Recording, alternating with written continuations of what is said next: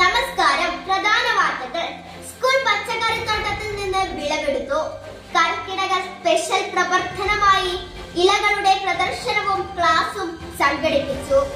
1ാം ക്ലാസ്സുകാരുടെ പട്ടപ്പറത്തൽ കൗതുകമായി.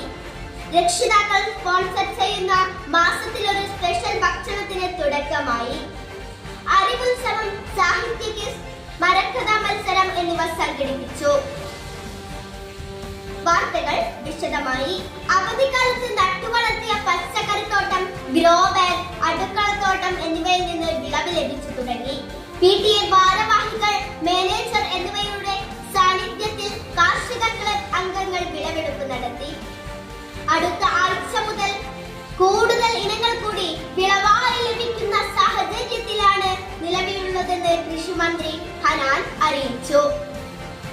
കർക്കിടക മാസത്തിന്റെ പ്രാധാന്യം, ആരോഗ്യമായ ഭക്ഷണം എന്നിവ പരിചയപ്പെടുത്തുന്നതിന് കാർഷിക ക്ലബിന്റെ കീഴിൽ ഇല പ്രദർശനവും ഹെൽത്ത് ക്ലാസും സംഘടിപ്പിച്ചു. ഇലക്കറികളുടെ പ്രാധാന്യത്തെ കുറിച്ച് ചെമ്മാണിയോട് മണികണ്ഠൻ വൈദ്യരുടെ വിഷ്വൽ ക്ലാസും പ്രദർശിപ്പിച്ചു.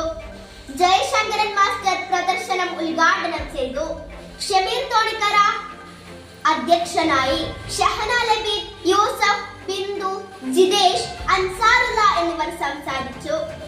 രക്ഷിതാക്കൾ സ്പോൺസർ ചെയ്യുന്ന മാസത്തിലൊരു സ്പെഷ്യൽ ഭക്ഷണം എന്ന പദ്ധതി മണ്ണാർക്കാട് ഉപജില്ലാ വിദ്യാഭ്യാസ ഓഫീസർ ശ്രീ അബൂബക്കർ ഉദ്ഘാടനം ചെയ്തു. പരിപാടിയിൽ ഉംറ കർമ്മം നിർവഹിക്കാൻ പോകുന്ന ഹംസ മാസ്റ്റർ യാത്രയയപ്പും നൽകി. സിദ്ദീഖ് പറോക്കോട്ട്, പ്രദീപ്, യൂസഫ്, സൗമ്യ, പി ഹംസ എന്നിവർ സംസാരിച്ചു. പഠന പ്രവർത്തനത്തിന്റെ ഭാഗമായി കുട്ടികൾ തയ്യാറാക്കി വന്ന പട്ടപ്പറത്തൽ പ്രദർശനം സംഘടിപ്പിച്ചു. മുഴുവൻ കുട്ടികളും പട്ടം തയ്യാറാക്കി വന്നു എന്നത് പഠന പ്രവർത്തനങ്ങളിൽ രക്ഷിതാക്കളുടെ താൽപര്യമാണ് പ്രകടമാകുന്നതെന്ന് അധ്യാപകരായ സൗമ്യ, ആഷിക ഷെറിൻ എന്നിവർ സൂചിപ്പിച്ചു.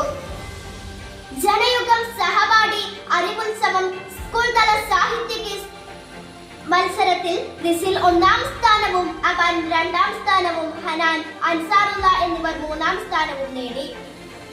മാതൃഭൂമി സീഡ് നടത്തിയ സ്കൂൾ തല മരക്കഥ തയ്യാറാക്കൽ മത്സരത്തിൽ അസ്ര, ഫിദ, ഹൈറിൻ ഷാജഹാൻ എന്നിവർ 1, 2, 3 സ്ഥാനങ്ങൾ കരസ്ഥമാക്കി.